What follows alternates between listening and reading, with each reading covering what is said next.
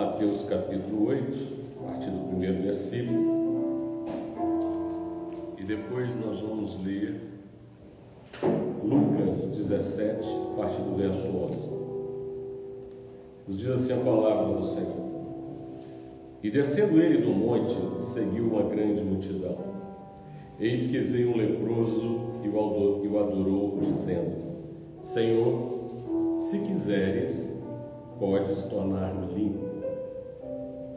E Jesus, estendendo a mão, tocou, dizendo: Quero ser limpo. E logo ficou purificado da lepra. E disse-lhe então Jesus: Olha, não digas a alguém, mas vai e mostra ao sacerdote e apresenta a oferta que Moisés determinou para lhe servir de testemunho. Agora nós vamos ler em Lucas capítulo 17, verso 11. Diz assim: E aconteceu que, indo ele a Jerusalém, passou pelo meio de Samaria e da Galileia.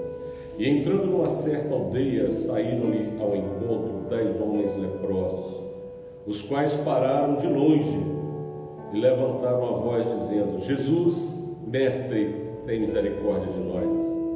E ele, vendo-os, disse-lhes: Ide e mostrai aos sacerdotes. E aconteceu que, indo eles, ficaram limpos. E um deles, vendo que estava são, voltou, glorificando a Deus em alta voz. E caiu aos seus pés com o rosto em terra, dando-lhe graças. E este era samaritano. E respondeu Jesus, disse: Não foram 10 limpos? Onde estão os 9? Não houve quem voltasse para dar glória a Deus, senão este estrangeiro? Disse-lhe: Levanta-te e vai, a tua fé te salvou. Senhor, abençoa a tua palavra lida, venha nos falar através dela, porque a ti oramos em nome do Senhor Jesus. Poder sentar. Nos mãos aqui está alguns milagres, 2 milagres, dos inúmeros, dos milhares, das centenas de milagres que o Senhor Jesus operou. Mas aprove o Senhor deixar alguns escritos na palavra para servir de ensino, para pautar a nossa caminhada, para nos levar a entender o quanto Jesus ama o homem, o ser humano. Há 2 aspectos aqui nestas curas. O aspecto que nós queremos abordar aqui é o aspecto da gratidão. Nós sempre queremos algo, sempre estamos prontos a pedir, para orar, inclusive pedindo. E não é rara as vezes que as pessoas nos ligam ou encontram conosco e pedem: ora por mim, peça a Deus por mim, peça a Deus pelo meu filho, peça a Deus pelo meu irmão que está doente, e coisas assim. Peça a Deus pelo meu casamento. Não são raras as vezes que isso acontece, principalmente quando as pessoas nos enxergam como servos do Senhor, como aqueles que servimos ao Senhor. Não só o aspecto dessa convivência, mas no todo. As autoridades aí, os famosos, sempre quando se encontra numa situação difícil, você que esteja orando por ele, que esteja orando por mim. Aqui o Senhor mostra uma situação, essas 2 curas aqui, na cura de um leproso, na cura de 10 leprosos. E a lepra naquela época era uma doença incurável, era uma doença que isolava o homem da sociedade. Eles eram mandados para aqueles lugares longe da cidade, como se fosse ali uma aldeia, um lixão, podemos assim dizer, onde eles iam ali para morrer. Não podiam conviver com a sociedade, com a família, porque era considerada uma doença transmissível, terrível. Interessante que ela vai destruindo corpo do ser humano, a pele vai sendo consumida, os membros começam ali, os dedos, os pés, começam a perder os dedos. Então é uma doença terrível. Hoje é tratável, é conhecida hoje como hanseníase, mas naquela época era algo terrível. Inclusive, pelo seu poder de autodestruição, de uma total destruição do corpo do ser humano, ela simboliza o pecado na vida do homem. Quando nós falamos do homem, nós falamos no sentido genérico. Então o pecado, ele deforma, ele destrói a alma, assim como a lepra destruía o corpo. O pecado, ele isola o homem do convívio com a família de Cristo, aqueles que são lavados e remidos no sangue de Jesus. O pecado afasta a alma do seu Criador, do seu Salvador. Então, muitas vezes, é usado como símbolo do pecado. Então, é uma doença terrível. E qualquer um que pudesse curar um leproso ali naquela época, era uma pessoa que, se fosse para ganhar dinheiro, ela ficava bilionária, podemos assim dizer. Mas Jesus curou este leproso, curou mais 10 leprosos. E há uns aspectos aqui diferentes. Os 10 leprosos aqui de Marcos e de Lucas, isso dizia, aconteceu que indo de Jerusalém, passou no meio de Samaria e da Galiléia. E entrando numa certa aldeia, saíram-lhe ao encontro 10 homens leprosos. 10 homens que viviam isolados. 10 homens que estavam afastados da família, do convívio, das amizades, da sociedade. E havia entre si uma amizade, porque estavam na mesma condição.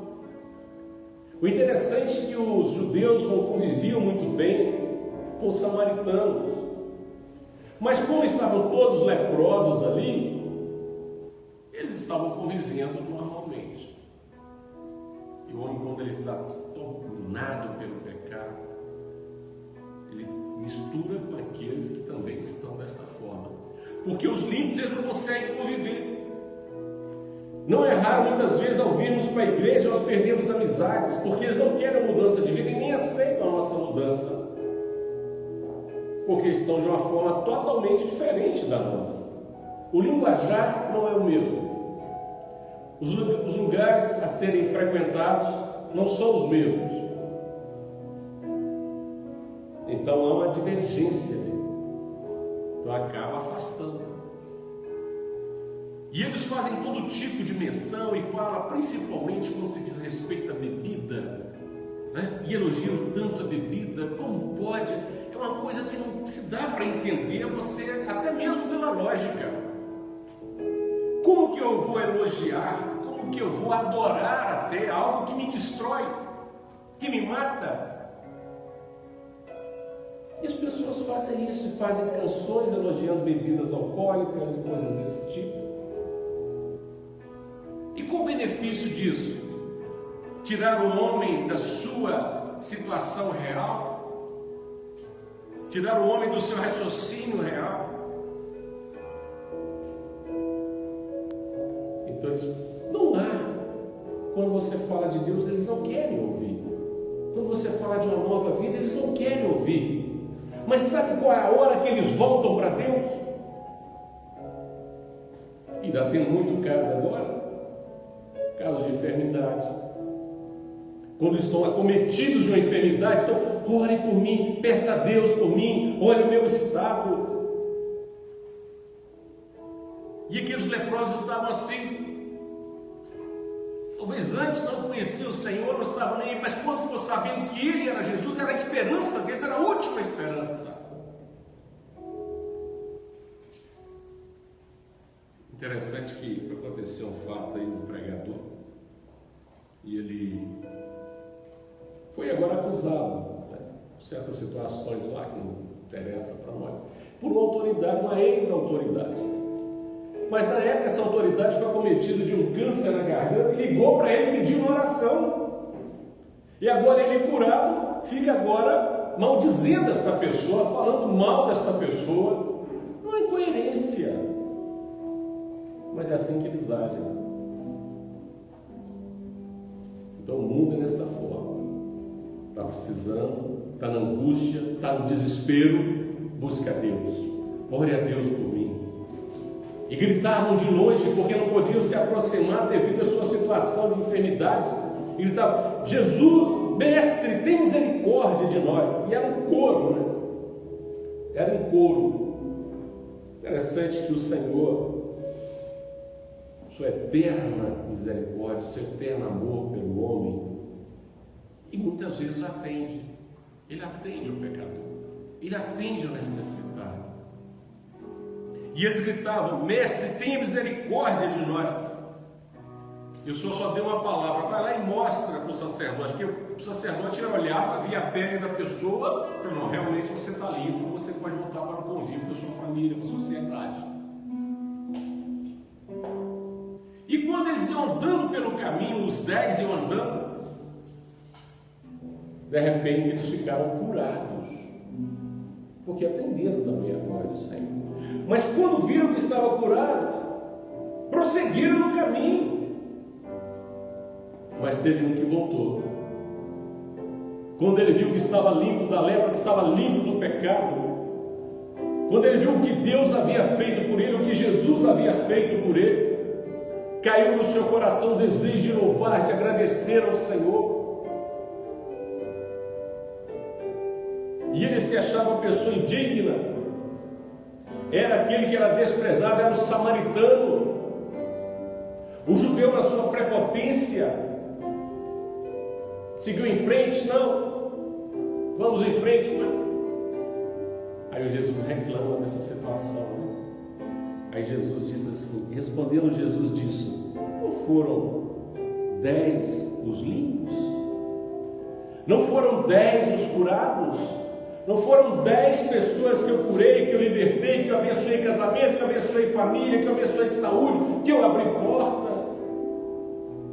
Não foram 10 que estavam orando por mim, que estavam gritando por mim, que estavam suplicando por mim, e eu atendi? Aquele silêncio.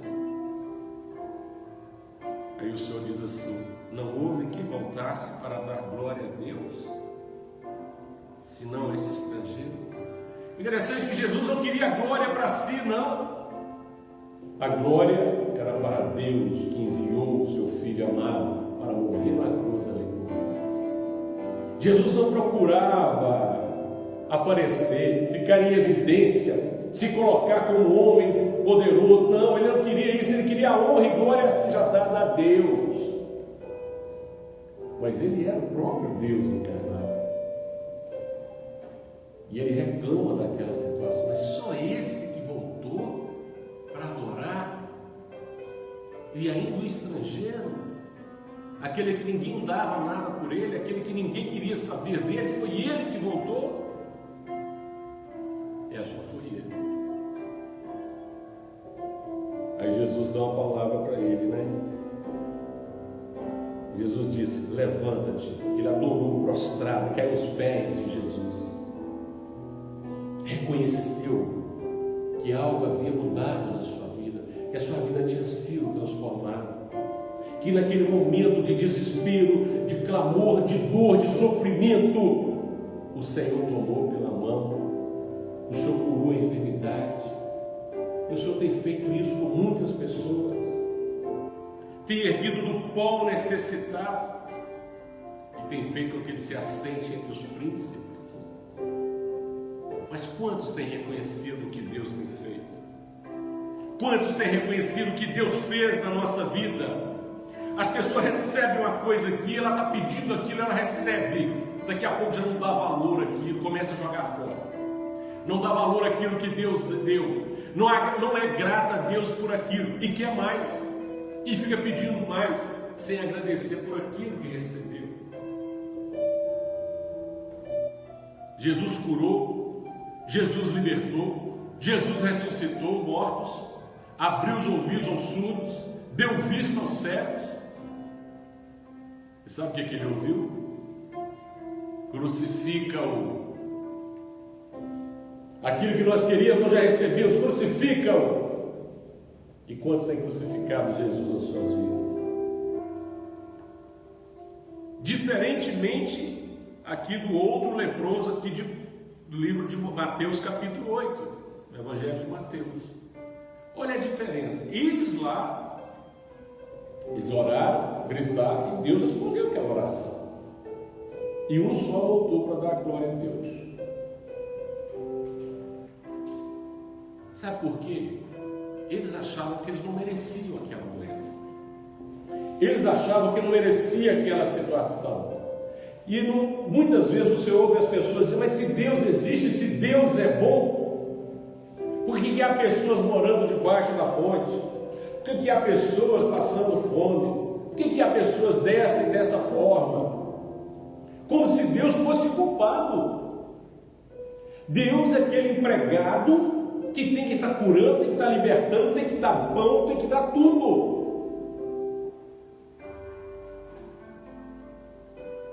Não assumem a sua posição. Acha que Deus é obrigado.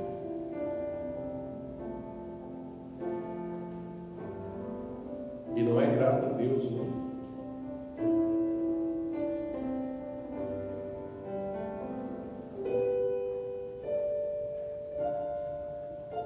E eis que veio um leproso e o adorou.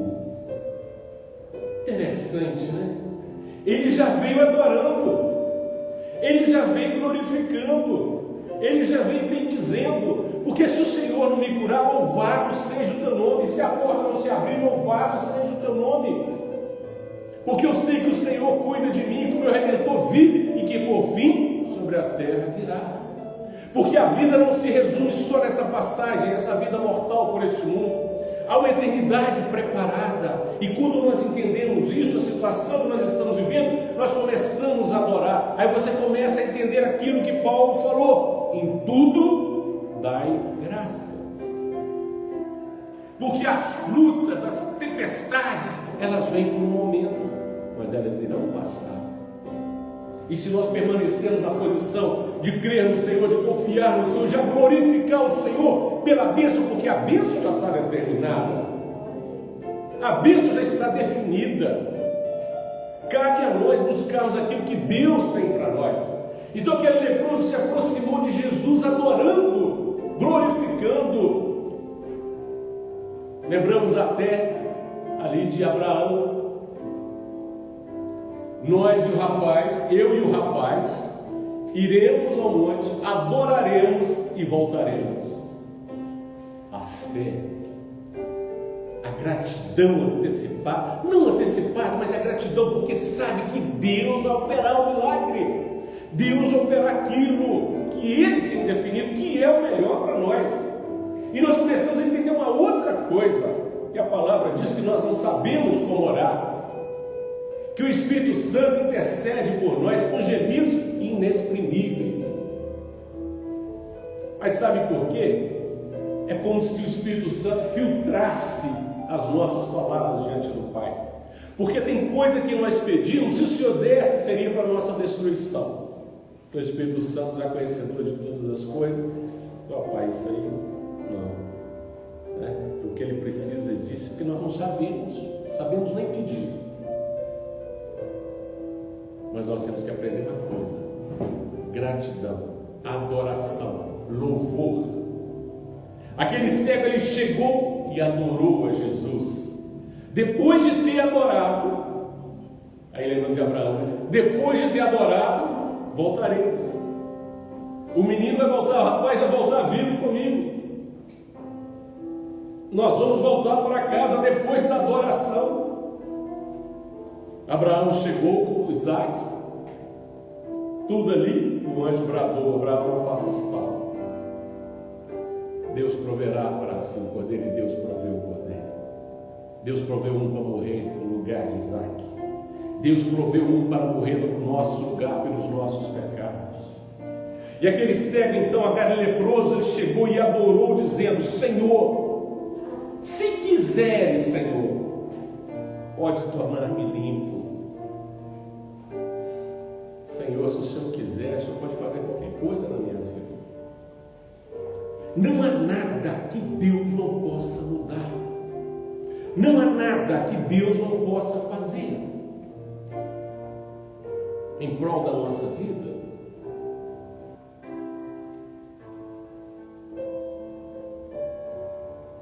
Se o Senhor quiser,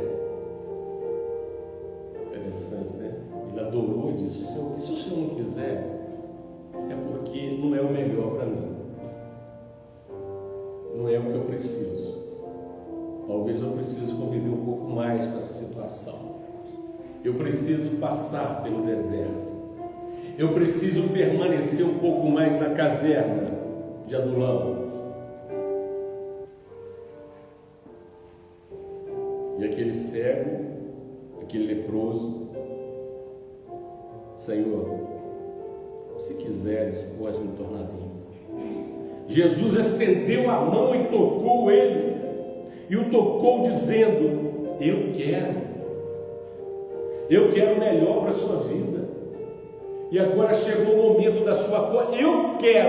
Jesus quer nos abençoar. Nós temos que entender uma coisa: se tu quiser, eu quero.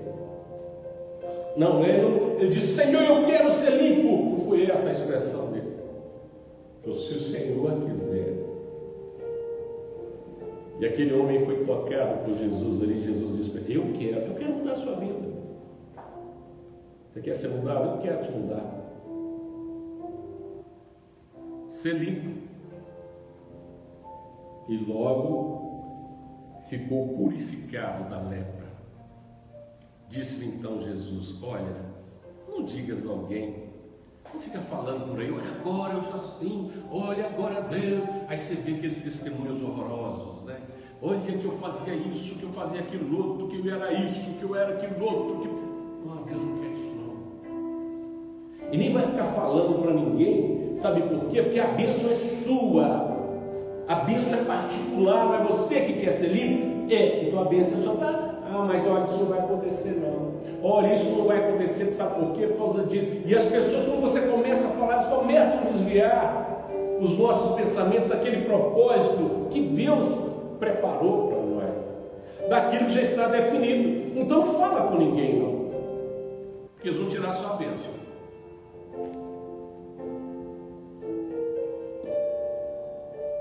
Não digas a alguém, mas vai e mostra aos sacerdotes e apresenta a oferta que Moisés determinou para lhe servir de testemunho. Você vai lá e adora a sua oferta para servir de testemunho. Olha aqui, o seu testemunho vale mais do que você ficar comentando. Muitos estão pedindo, poucos estão agradecendo. O maior número é daqueles que pedem, daqueles que querem, e o menor número daqueles que adoram. Que nós possamos ser adoradores, gratos a Deus pela misericórdia dele, por aquilo que ele tem feito na nossa vida, por aquilo que ele já fez e por aquilo que ele irá fazer. Louvado seja